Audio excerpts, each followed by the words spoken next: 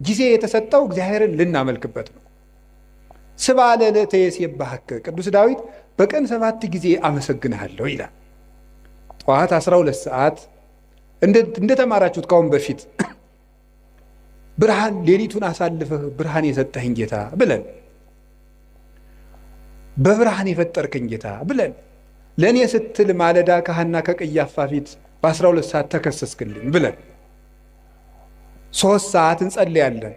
ሔዋን የተፈጠረችበት፣ ቅድስት ድንግል ማርያም ብስራተ መላክን የተሰማችበት፣ ለሁሉ ፍትህ የሚሰጥ ጌታ በ3 ሰዓት ከጲላጦስ ፊት ተከሶ የቀረበበት 3 ሰዓት፣ 6 ሰዓት አዳም የተሳሳተበት፣ የሰው ልጅ አይምሮ የሚደክምበት፣ ደህና ሲጫወት የቆየው ሰውዬ 6 ሰዓት ላይ ማዛጋት ይጀምራል። 6 ሰዓት አጋንንት የሚሰለጥኑበት፣ ሰው የሚደክምበት ጊዜ ነው። አዳምም የሳተበት ጊዜ ነው። 6 ሰዓት ደግሞ እግዚአ ኩሉ ክርስቶስ የተሰቀለበት ሰዓት ነው። በዚያ ሰዓት አንዲት አቡነ ዘበሰማያት እንኳን መድገም። 9 ሰዓት ጸሎት የሚያርግበት፣ መስዋዕት የሚያርግበት፣ ጌታ ነፍሱን ከስጋው የለየበት፣ ለእኔም ጥሩ አሟሟት ስጠኝ ለማለት ለእኛ ሲል መራራ ሐሞት የጠጣበት፣ ጎኑን ተወግቶ ማየገቦ ያፈሰሰበት፣ 11 ሰዓት የተቀበረበት፣ ነፍሳትን ከሲኦል ያወጣበት ሰዓት፣ እግዚአብሔር አዳምን ፍለጋ የመጣበት። እግዚአብሔር በ11 ሰዓት ነው አዳም ወዴት ነህ እያለ የበለስ ቅጠል ያገለደውን መሆን አዳም ፍለጋ በገነት ዛፍ መሃል የመጣው። 11 ሰዓት የቀን ፍጻሜ ነው። በዘመን ፍጻሜ መጥቻ አድንሃለሁ እያለው ነው። ስለዚህ በ11 ሰዓት ጌታዬ ሆይ እኔንም ፈልገኝ ብሎ መጸለይ ይፈልጋል።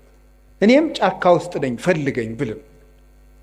ማታ ምሽት ሰዓት የመጣውን ግርማ ሌሊት በሰላም አሳድረኝ፣ ለእኔ ስትል በምሽት 3 ሰዓት እንደ ወንበዴ ታሰርክልኝ ብሎ ማታ መጸለይ ይገባል። ቀኑን ሁሉ ለእግዚአብሔር መስጠት። ከእግዚአብሔር ጋር ጊዜ የሌለው ሰው እግዚአብሔርም ከእሱ ጋር ጊዜ የለው። ለእግዚአብሔር ጊዜ ከሌላችሁ እግዚአብሔርም ለእናንተ ጊዜ አይሰጥም። እንዴ ለእግዚአብሔር እንዴት ጊዜ ታጣላችሁ? እኔ እኮ ይገርመኛል። እግዚአብሔር የቲክቶክን ሩብ ይደርሰዋል ዛሬ? እስኪ ንገሩኝ፣ ይደርሰዋል ወይ? እንዴት ተጣድፎ ሰው እንዴት ተጣድፎ የዘወትር ጸሎቱን እንዲሁ ያም ካደረሰ ነው ተጣድፎ ጨርሶ፣ ግን ፌስቡክ ላይ ቲክቶክ ላይ ግን ተጥዶ ነው የሚውለው።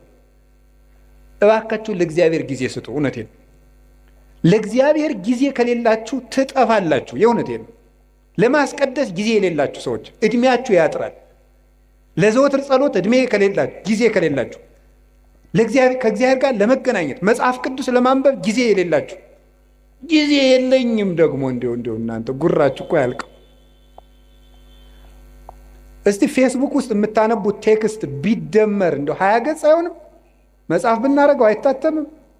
ብሮሸር ብናረገው ይሆናል እኮ ስትደዘድዙት የምትሉት። እንዴት ነው ጊዜ የሌላችሁ? ወእግዚአብሔር ይነግሮሙ ለሕዝቡ መጽሐፍ። ከዛ እናንተ የሚመስላችሁ አንድ ሳምንት አንድ ገዳም ትሄዱና ጌታዬ ሕይወቴን ንገረኝ። እንዴ ምኑን ነው የሚነግራችሁ? ጅል ነህ ብሎ ይንገራችሁ? ጌታዬ ሕይወቴን ንገረኝ ምንድን ነው የሚነግራችሁ ነው? እየነገራችሁ መስለኝ። መዝሙር 86 ላይ እግዚአብሔር ይነግሮሙ ለሕዝቡ በመጽሐፍ፣ እግዚአብሔር ለሕዝቡ በመጽሐፍ ይነግራቸዋል አለ። እስኪ በሉ እግዚአብሔር ለሕዝቡ በሉ። በምኑ ይነግራቸዋል? በመጽሐፍ ይነግራቸዋል። መጽሐፍ ማለት እግዚአብሔር ለእኛ የሚናገርበት ነው።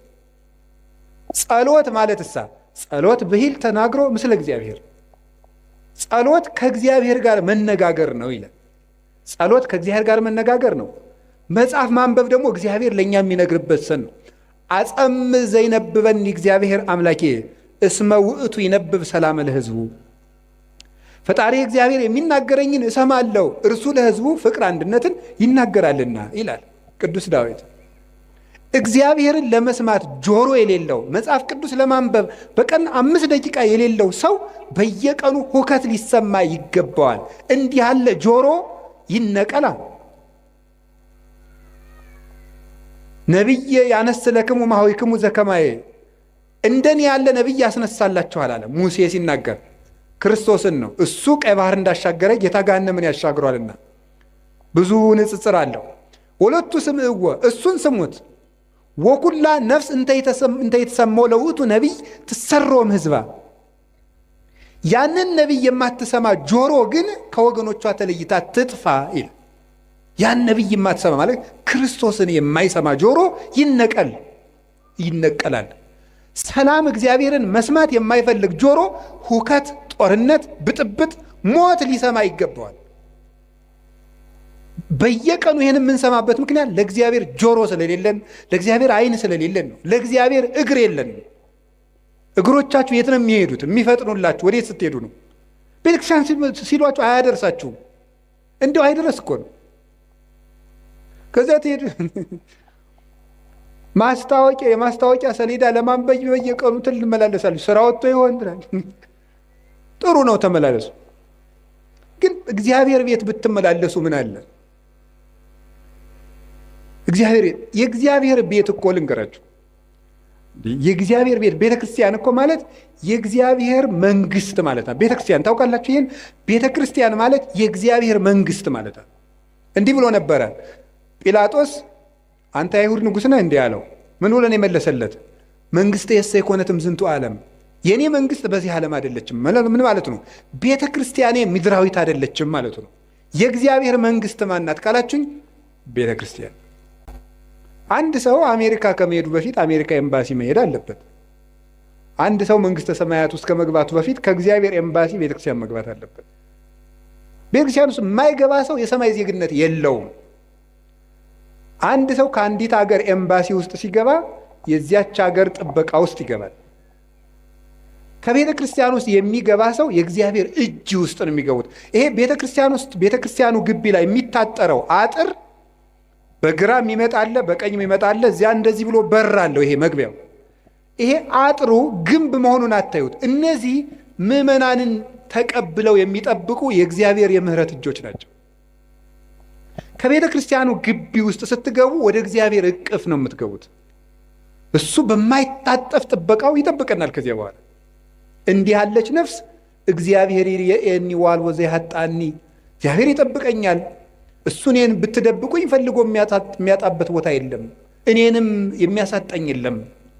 እሱ ራሱ ተናግሯል እኮ አልቦ ዘይሃይደኒ ዮን እምዴ፣ በጎቼን ከእጄ ነጥቆ የሚወስዳቸው ማንም የለም ብሏል። ከእግዚአብሔር እጅ መግባት ከፈልጋችሁ ቤተክርስቲያን መግባት፣ ለቤተ ክርስቲያን ጊዜ፣ ለመጽሐፍ ጊዜ፣ ለመጸለይ ጊዜ። አንድ ሰው ከእግዚአብሔር ጋር ያለው ጊዜ ከላላ እየጠፋ መሆኑን ማወቅ ያለበት ይሄ ነው። ምን አላቸው ጌታ? የማቴዎስ ወንጌል ምዕራፍ 26 ላይ ሲናገር ትግሁ ወጸልዩ ከመ ትባኡ ውስተ መንሱት አላቸው። ወደ ፈተና እንዳትገቡ ምን አላችሁ? ተግታችሁ ጸልዩ ማለት ነው። ጸሎት አቃታቸው ሐዋርያት አቃታቸው። መጥቶ ሁለት ጊዜ ሁለተኛው ላይ ማያቸው ተኝተው አገኛቸው። በሁለተኛው ያላቸውን ስሙ። ስኢንክሙኑ ተጊሃ አሐተ ሰዓተ ምስሌ አላቸው። ከኔ ጋር አንድ ሰዓት መቆየት አቃታችሁ አላቸው። እስኪ በሉ ከኔ ጋር በሉ። አንድ ሰዓት መቆየት አቃታችሁ? አቃታቸው፣ ተኙ። በሶስተኛውም ተመልሶ ሲመጣ በሉ እንግዲህ ረፉ አላቸው። ይህ ሊቃውንቱ በጣም የሚገርም ትርጓሜ ይሰጡታል። በሉ እንግዲህ ረፉ፣ በሶስተኛው ረፉ አላቸው። እንተኛለን ሲሉ ክርስቶስን የሚይዙ ወታደሮች መጡና እነሱንም ያጣድፏቸው ጀመር። ከኔ ጋር አንድ ሰዓት ብትተጉ ፍጹም እረፍት ታገኛላችሁ። ከኔ ጋር አንድ ሰዓት መትጋት ካቃታችሁ ግን ሁልጊዜ ስትባክኑ ትኖራላችሁ አላቸው።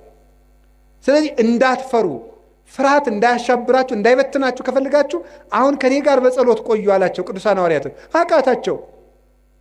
ከሱ ጋር መትጋት ስላቃታቸው ቀን ከሱ ጋር መዋልም ሳይሆንላቸው ቀረ። ጥለውት ተበተኑ። ከክርስቶስ ጋር ያላደረ ከክርስቶስ ጋር አይውልም፣ ከክርስቶስ ጋር ያልዋለም ከክርስቶስ ጋር አያድርም።